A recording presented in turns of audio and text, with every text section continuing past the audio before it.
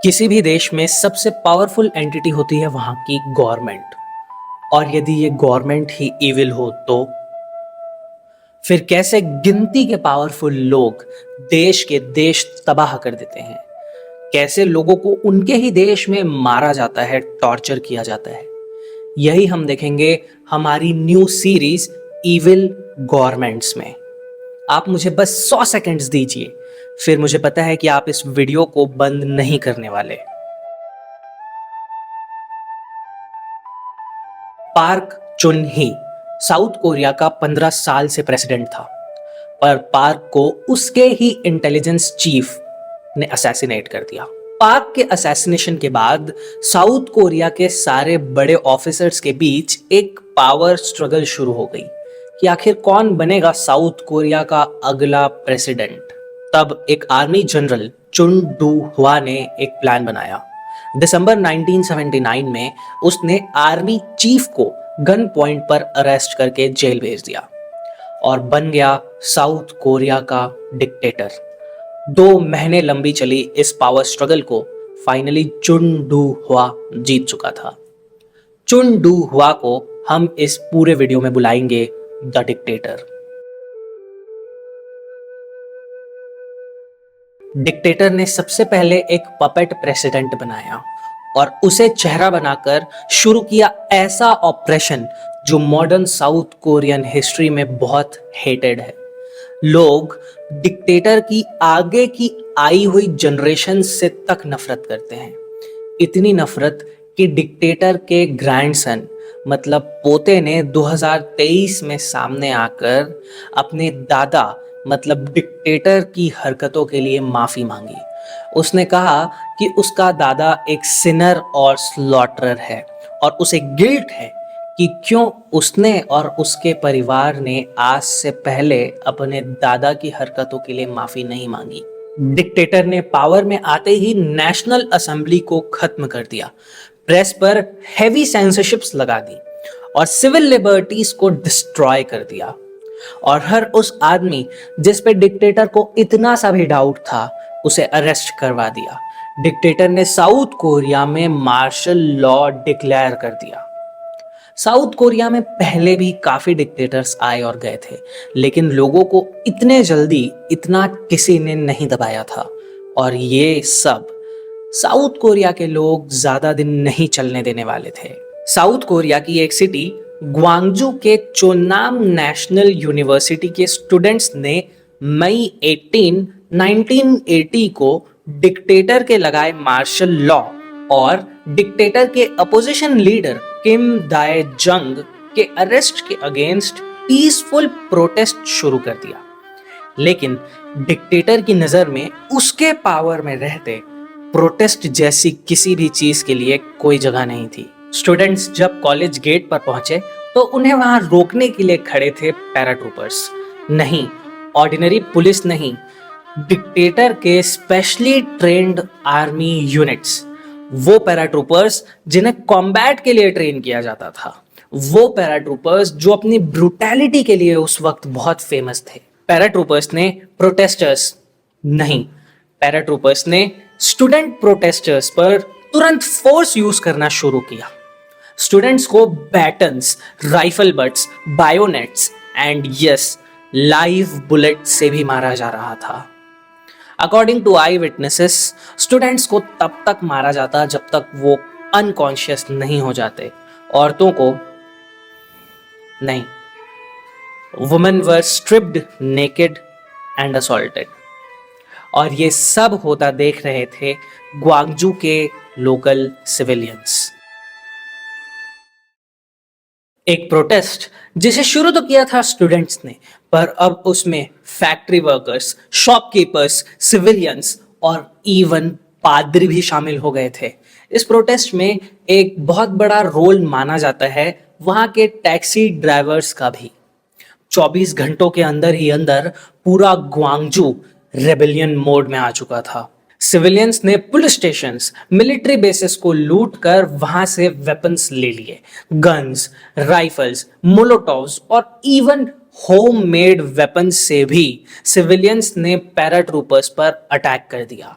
कहा जाता है डिक्टेटर ने पैराट्रूपर्स को ओपन फायर के ऑर्डर्स दिए थे, लेकिन क्योंकि पैराट्रूपर्स बहुत ज्यादा आउट नंबर्ड थे तो सिविलियंस ने उन्हें मारकर ग्वांगजू के बाहर भगा दिया। इस तरीके से ग्वांगजू में शुरू हुआ सिविलियन रूल।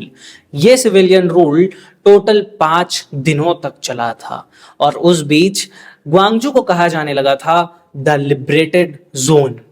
पर आपको क्या लगता है, डिक्टेटर किसी भी दूसरे सेंसिबल रिस्पॉन्सिबल रूलर की तरह नेगोशिएट करेगा? नहीं। डिक्टेटर ग्वांगजू अपराइजिंग को हिस्ट्री में एक लेसन की तरह उतारना चाहता था।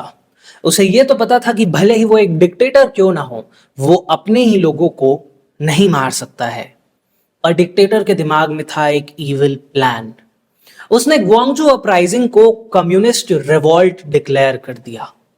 ग्वांगजू अपराइजिंग पर एंटी नेशनल और नेशनल थ्रेट जैसे टैग्स लगाकर डिक्टेटर अब अपने सारे इविल टैक्टिक्स को यूज करने का एक बहाना बना चुका था।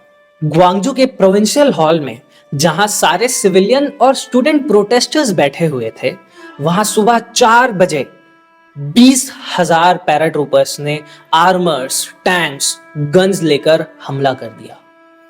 2,000 से भी ज्यादा लोगों की डेथ हो गई थी। हजारों सैकड़ों लोगों को मिसिंग रिपोर्ट किया गया था। बहुत सारी मास ग्रेव्स इस इंसिडेंट की डिस्कवर की गई थी बाद में, जिसकी कुछ फोटोज मैं आपके सामने लगा दूंगा। डिक्टेटर के स्ट्रिक्ट नो मर्सी के ऑर्डर्स थे। सिर्फ एक दिन में डिक्टेटर के हाथों में ग्वांगजू का पूरा कंट्रोल वापस आ गया था। डिक्टेटर ने अपने आगे के पूरे रूल में ये सारे नंबर्स छुपाने की बहुत कोशिश की थी। ग्वांगजू का नाम भी लेना एक समय के लिए साउथ कोरिया में बैन हो चुका था।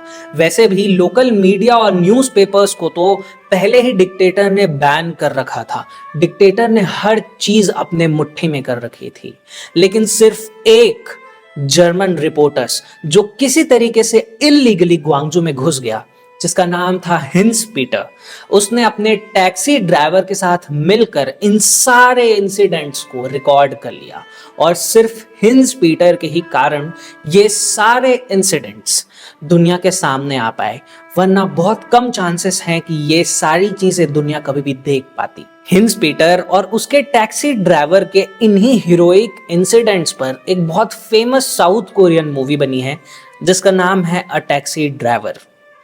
ग्वांगजू और वहां के लोगों पर इतना अत्याचार करने के बाद भी साउथ कोरिया का डिक्टेटर 1988 तक चुनडू हुआ ही रहा। 1988 में बहुत स्ट्रगल्स के बाद जब फाइनली साउथ कोरिया में डेमोक्रेसी स्टैब्लिश हुई, तब डिक्टेटर को पकड़कर कन्विक्ट किया गया। उसे मौत की सजा सुनाई गई। लेकिन डिक्टेटर ने अपनी किसी भी चीज और हरकत के लिए कभी माफी नहीं मांगी। वो हमेशा यह कहते रहा कि उसने वही किया जो उसके देश और उसके लोगों के लिए बेस्ट था, भले उसने 2,000 लोगों को उनकी ही कंट्री में क्यों ना मारा हो। 1988 तक ऑब्वियसली डिक्टेटर ने और बहुत सारे इविल काम किए। उन सारे कामों की एक लिस्ट मैं इस वीडियो के एंड में लगा दूंगा, आप उसे पॉज कर देख सकते हैं। And still this man has the audacity to say कि उसने कुछ भी गलत नहीं किया है।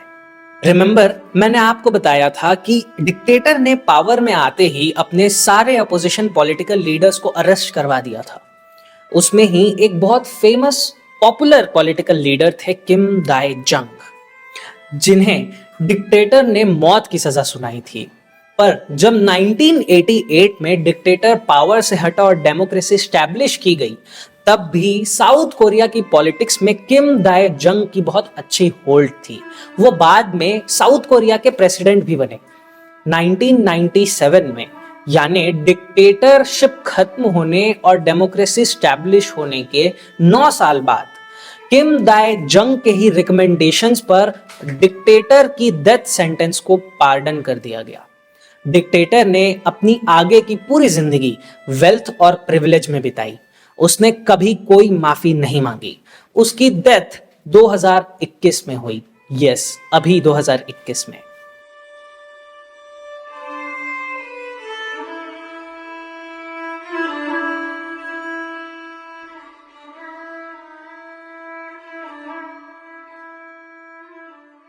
That's it. ऐसे ही और वीडियोस के लिए सब्सक्राइब। मैं हूं Sanket Dixit and you are watching the truth.